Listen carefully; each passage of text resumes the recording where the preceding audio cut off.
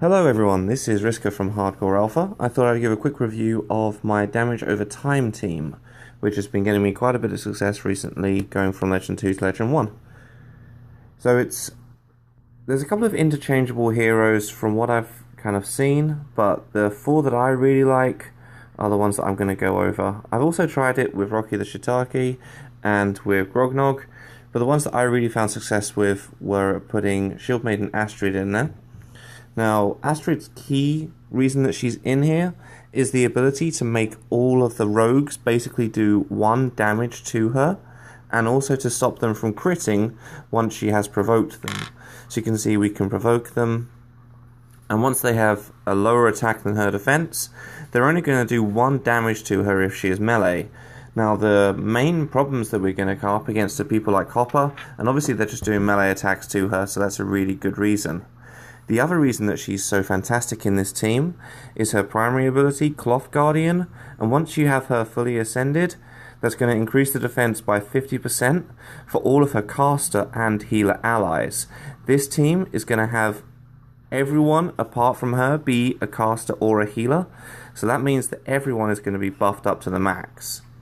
The runes that I run on her, I try to keep them pretty high level, obviously. So we're going to have a superior incineration rune. That means that anyone that she attacks, it's going to have a chance to burn them. Now, in Dungeon Boss, you can stack burns, and it's also going to go off of the runes of the person who is attacking. So I put a bit of an attack on her as well, so those burns do a lot of damage. Her second one, I went with a more defensive one, put some dodge on there and some skill and some health. I gave her a huge health rune as well with a little bit of defense. It has a damage against elf that's really superlative, it doesn't really matter about that one. And I also gave her a champion rune with damage reduction and electric skin. Hopefully you're kind of noticing here there's a lot of debuffs that are going to go on the enemy. The other good thing about electric skin is that enemies can't dodge it. So if you're fighting against someone and they get an electric skin on them, you're always going to be able to attack the Hopper. And the final one, obviously, we needed a bit more defense, so we slapped this one onto her. That means her final stats look a little bit like this. Her defense is probably a little bit lower than I would have really wanted it. She maybe has a bit too much crit in there, but we also have quite a lot of damage reduction, which is going to really, really help her. So Astrid, as I said, she's very key to how I've been playing this, but if you don't want to use her, then I found some success with Rocky as well. My Solaris, obviously she's there to be a healer and also for that fantastic resurrection. I've gone a little bit aggressive with her. If I were to redo this, I'd probably make her a little bit more defensive, but this just gives you a bit of oomph in those early stages to try and maybe take down a Shade before we can start resurrecting members of their team.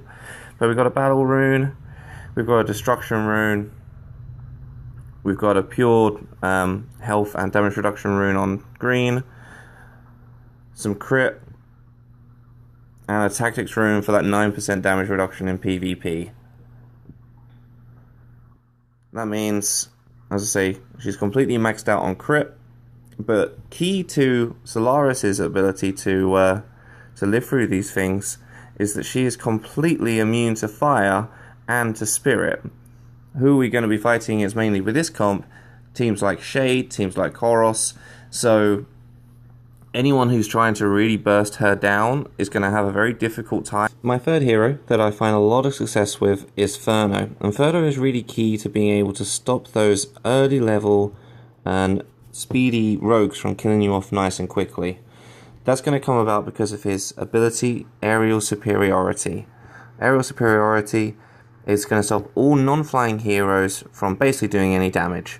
And the other key to it is that it's going to ignore immunities to debuffs. Before this ability, Shade basically meant that you couldn't stop his team unless you had something which would purge it. And it's very difficult to purge at a fast rate, which is why we saw the invention of all of these Flavor of the Month teams running those 3 fast shadow attackers and then something like a Koros. Now, Furno is going to completely shut that down, which is one of the reasons why I like him so much. The other reason is that if any fire attack hits him, he's going to heal instead, and he's going to deal extra damage to burning enemies. Because we're running him on a team, he has a burn, Solaris has a burn, and I've also given my Astrid a burn. He's going to just be doing extra damage to every single player. I have him beefed up quite a lot with attack, which we're going to see in our runes in just one moment. You can see he has a power rune, a battle rune, an elusive rune, because I couldn't get a good defensive rune for that one.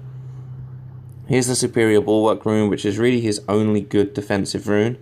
If I had redone him, I would probably add another defensive rune on top of this.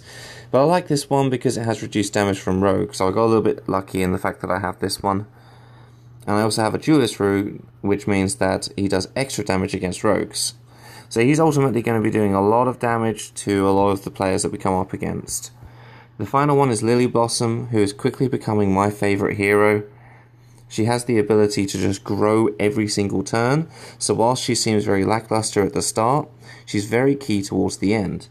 That particularly comes across when you're fighting against things like Shadowblade, like Hopper, which have very high dodge chance, so even if you can't attack them with anything else, her sapping vines will always hit on that damage over time level.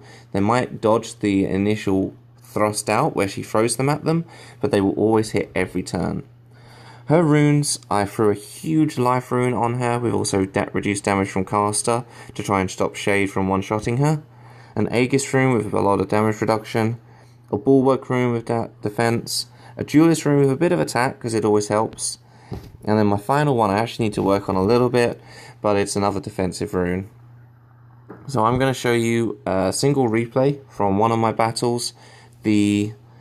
I have been trying to experiment out since hitting Legend 1 and seeing where I can go and what teams I can beat and what I can't.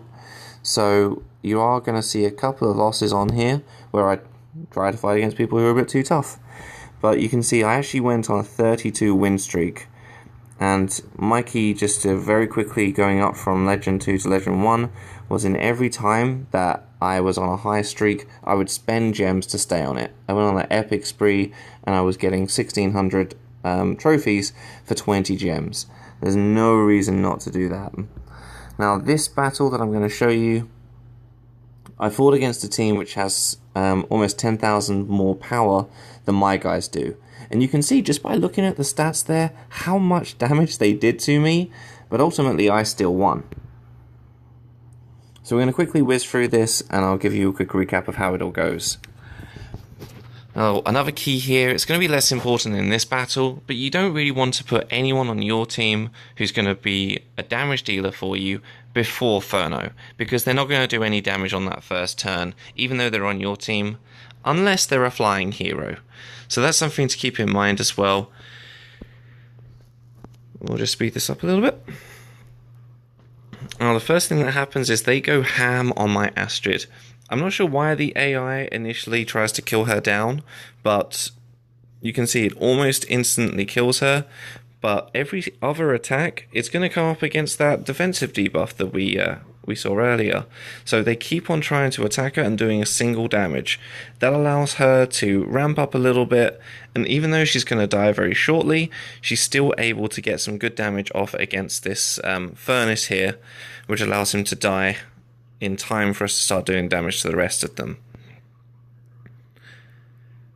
And again, it doesn't matter that Shadowblade probably has about 75% dodge right now, he still takes damage from those vines. What we saw there was that Shade used Spirit Link to try and kill off my Astrid and completely wasted it. So again, a key killer for this team is going to be Shade Spirit Link, and he doesn't have it anymore. And we're just slowly whittling these guys down, and because Lily is on 6 stacks of her growth, she's now going to have over 180% more hit points, and we're doing 45% more damage than she was before. It means that even though these guys are going to eventually be able to kill Solaris, it's just going to simply be too late. She's going to be able to put up that the AoE damage to kill off everybody apart from Hopper, and then he's going to be whittled down as well by my sapping vines. I really do like this team. The main reason is that a lot of the damage that it's doing is completely unavoidable. So even if someone has massively outmatched me, it really doesn't matter because by this point in the game, I'm more powerful than they are. I hope that gave you a good overview of how the team works. The core of it is that they're not going to do any damage on the first turn, and then ideally, Astrid is going to stop them from doing much damage on the second turn and onwards. We didn't see it this time because we weren't able to get the furnace down quickly enough before they killed Astrid, but that's generally how it's going to work. If you have any questions, please message me as Riska online.